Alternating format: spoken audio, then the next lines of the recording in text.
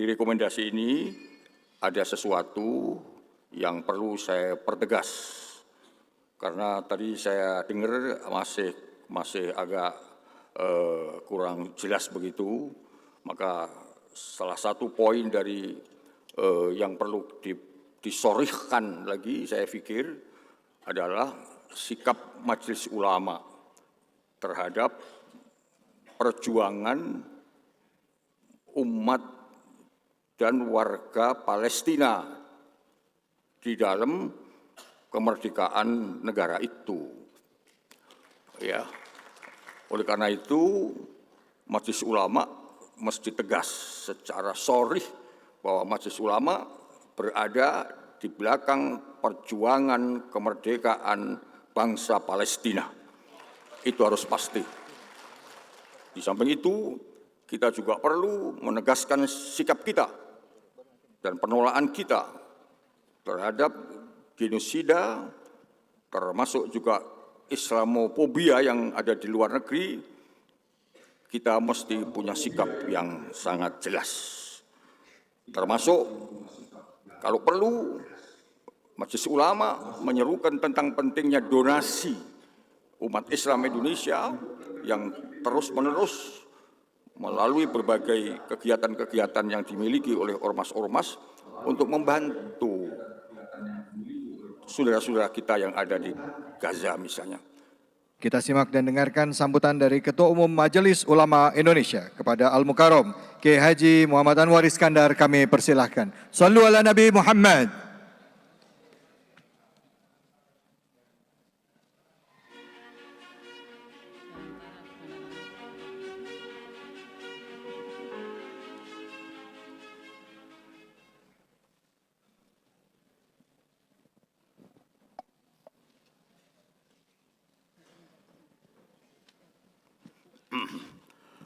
Assalamualaikum warahmatullahi wabarakatuh.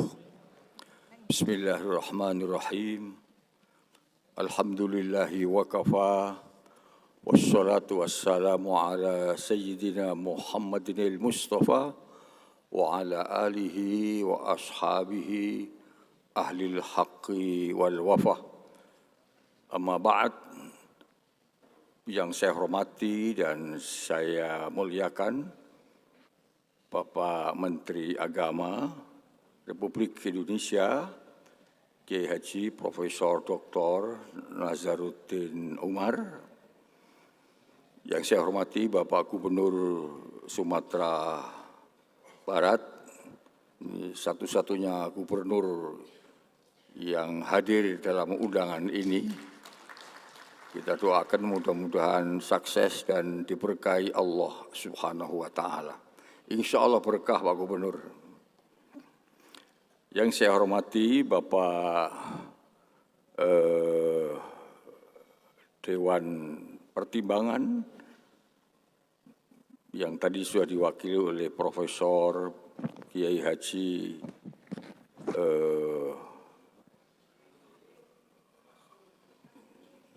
Masykuri Abdullah dan seluruh jajaran Dewan Pertimbangan, Bapak-bapak dari Dewan Pimpinan Majelis Ulama Indonesia, Wakil Ketua Umum, Sekjen, para ketua-ketua bidang, wakil-wakil Sekjen dan lain-lain, Bapak-bapak sekalian dan ibu-ibu dari seluruh ormas-ormas Islam, pimpinan ormas Islam seluruh Indonesia, para pimpinan Majelis Ulama Provinsi, Ketua dan Sekjen, dari perguruan tinggi, dari pondok-pondok pesantren, ada utusan dari Brunei Darussalam, utusan dari Presiden Fatwa India, ada juga dari Kuwait, ada dari Malaysia kalau tidak salah, dan lain-lain. Hadirin hadirat yang saya muliakan, karena ini sudah agak malam dan para peserta sudah lelah sekali, sudah 3 hari 3 malam terus tidak berhenti, dan sudah kangen sama ibu-ibu di rumah, maka saya persingkat saja pidato saya. Pertama, bahwa 12 pleno sudah melakukan kegiatan dan sudah membuat keputusan dalam komisi-komisi, mulai dari masalah agama, masalah pendidikan, ekonomi, hukum, seni budaya, dan lain-lain, sampai berujung pada rekomendasi. Nah, di rekomendasi ini ada sesuatu yang perlu saya pertegas, karena tadi saya dengar masih agak kurang jelas begitu. Maka salah satu poin dari yang perlu disorihkan lagi, saya pikir, adalah sikap Majelis Ulama terhadap perjuangan umat dan warga Palestina di dalam kemerdekaan negara itu. Ya, oleh karena itu Majelis Ulama mesti tegas secara sharih bahwa Majelis Ulama berada di belakang perjuangan kemerdekaan bangsa Palestina. Itu harus pasti.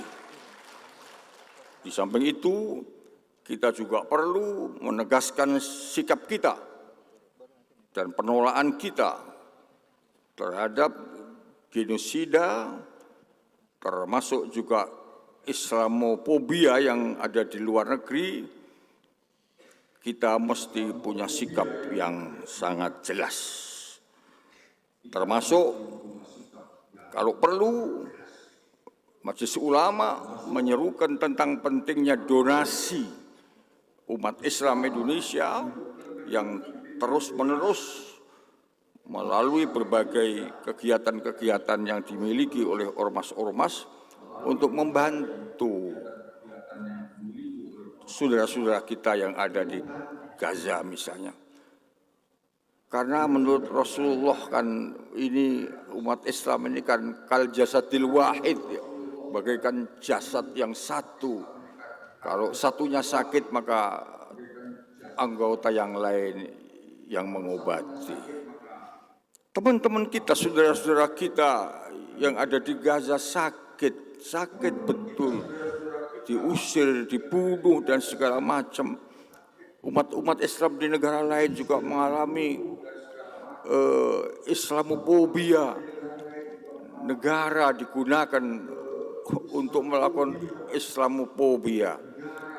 Maka Majelis Ulama mesti mempunyai sikap yang pasti bahwa kita atas dasar kemanusiaan, atas dasar ukhuwah insaniyah, maka kita akan berada di belakang mereka, dan kalau perlu kita akan mendonasikan atau menyerukan tentang pentingnya donasi terhadap mereka dan kunut nazilah. Saya masih ingat ada muktamar NU pada tahun 1938 di Menes, itu muktamar yang ke-13. Di dalam muktamar itu para kiai-kiai selain menyerukan tentang pembelaan terhadap kemerdekaan Palestina juga menyerukan donasi. Kiai-kiai pada waktu itu masih susah bisa mengumpulkan 6.000 gulden. Mereka masih susah bisa begitu. Nah, kita yang sudah enak mestinya harus lebih daripada itu. Selanjutnya, Bapak Menteri Agama dan hadirin sekalian yang saya muliakan, di dalam kongres ini kita perlu sekali untuk sekaligus memberikan satu satu kesepakatan bahwa kita semuanya memahami pentingnya ukhuwah Islamiyah.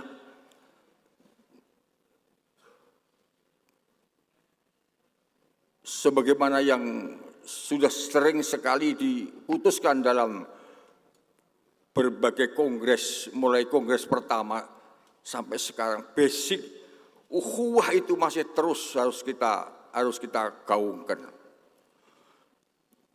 Kalau dulu ukhuwah itu kemudian digunakan untuk merebut kemerdekaan dan seterusnya untuk menyatakan resolusi jihad seperti yang tadi disampaikan oleh Dewan Pertimbangan, maka hari ini kongres ini akan menyatakan pentingnya ukhuwah Islamiyah itu, dan ketika kita bersatu itu tidak berarti kemudian melebur, ya. Yang NU biarlah menjadi NU, yang Muhammadiyah biarlah menjadi Muhammadiyah, yang Al-Wasliyah, yang Al-Irsyad, Al-Wahdah biarlah menjadi mereka. Tidak usah yang NU harus jadi Muhammadiyah atau yang sebaliknya, tidak usah begitu. Tapi bagaikan sapu lidi itu bisa bermanfaat ketika mereka berkumpul dalam satu ikatan. Ikatan itulah dan majelis ulama inilah yang akan menjadi pengikat dari ormas-ormas Islam di Indonesia ini. Agar apa? Agar menjadi kekuatan. Agar menjadi kekuatan. Karena perintah Allah itu khudhu ma atainakum biquwwah. Ambillah apa yang aku berikan ini dengan kekuatan. Jangan lemah, jangan lemah. Nah, kalau kita tidak bersatu, masing-masing menonjolkan egonya sendiri-sendiri, nggak bakal kita di quwwah, tapi menjadi du'afa wal masakin wal fuqara dan lain-lain sebagainya. Marilah kita gaungkan, tetap kita gunakan majelis ulama ini untuk menjadi perekat dari ormas-ormas yang berbeda-beda ini. Nah, setelah menjadi kekuatan, akan kita gunakan kekuatan ini untuk memberi manfaat. Satu, manfaat untuk kepentingan bangsa dan negara Republik Indonesia yang memang sekarang ini lagi menuju sesuatu yang amat penting dan menjanjikan sekali.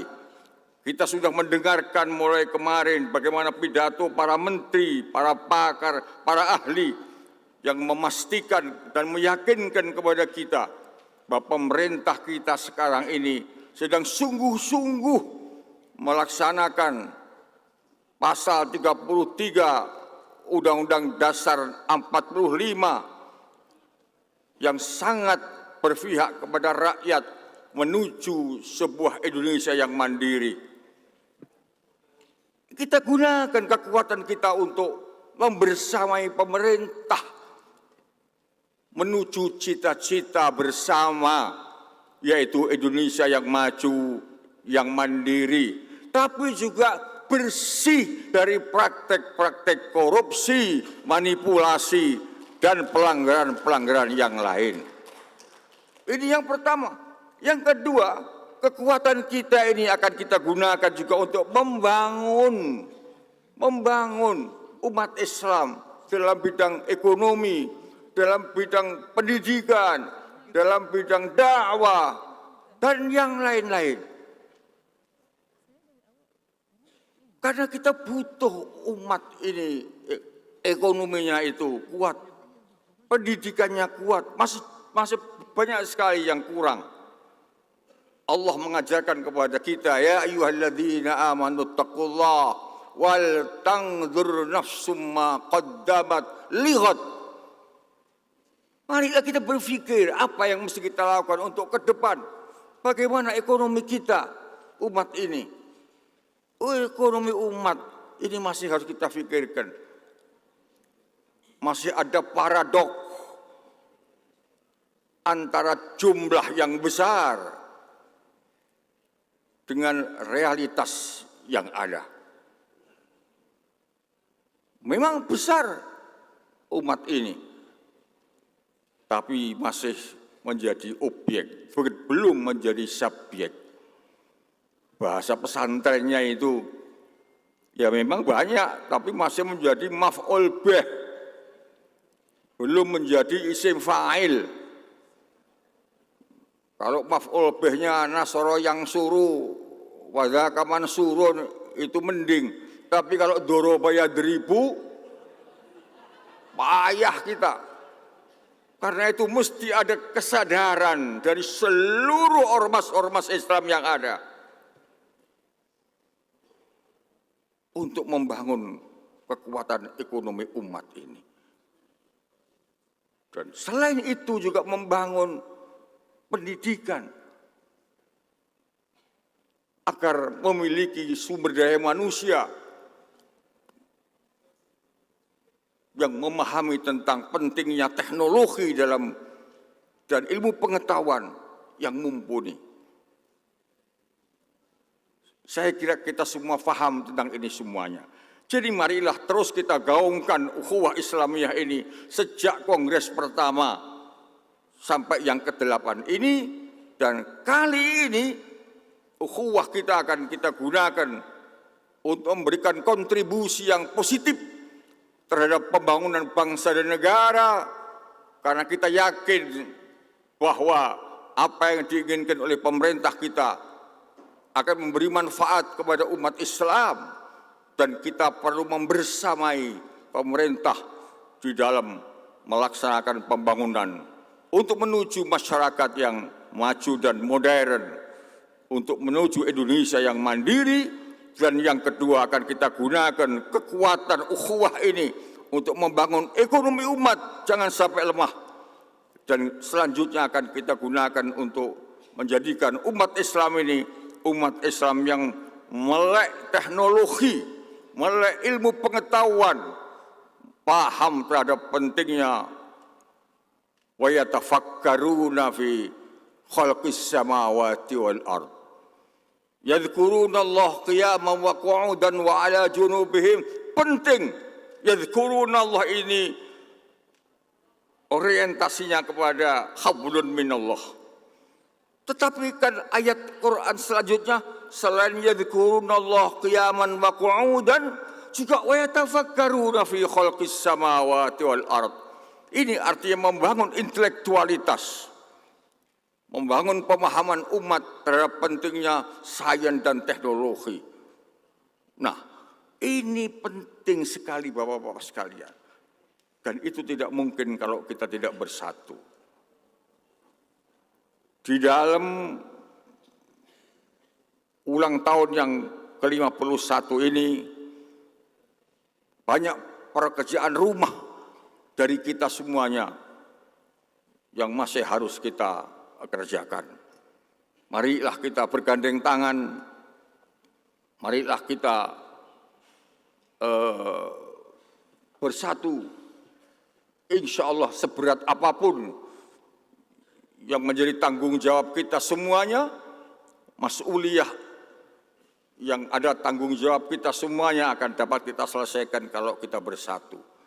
Jangan seperti orang dulu yang cengeng.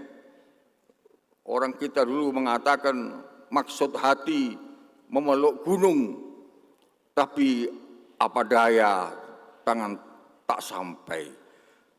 Itu terlalu cengeng. Kita sekarang berubah, maksud hati memeluk gunung. Mari kita gandeng tangan kita bersama-sama dan akan kita peluk gunung itu, gunung kehormatan, Izzul Islam wal Muslimin wa Izzul Indonesia Raya. Sekian kurang lebihnya mohon dimaafkan. Selamat ulang tahun yang ke-51. Semoga Allah Subhanahu wa taala memberikan pertolongan kepada kita dan langkah-langkah kita mudah-mudahan senantiasa mendapat bimbingan dan ridho dari Allah Subhanahu wa Ta'ala. Pak Menteri, kami minta pengarahan, sambutan, dan sekaligus menutup Kongres Umat Islam yang ke-8 ini. Sekali lagi, kurang lebih mohon maaf. Wallahu yuwaffiquna ila ma yuhibbu wa yarda. Wassalamualaikum warahmatullahi wabarakatuh. Waalaikumsalam warahmatullahi wabarakatuh. Terima kasih kami ucapkan kepada Ketua Umum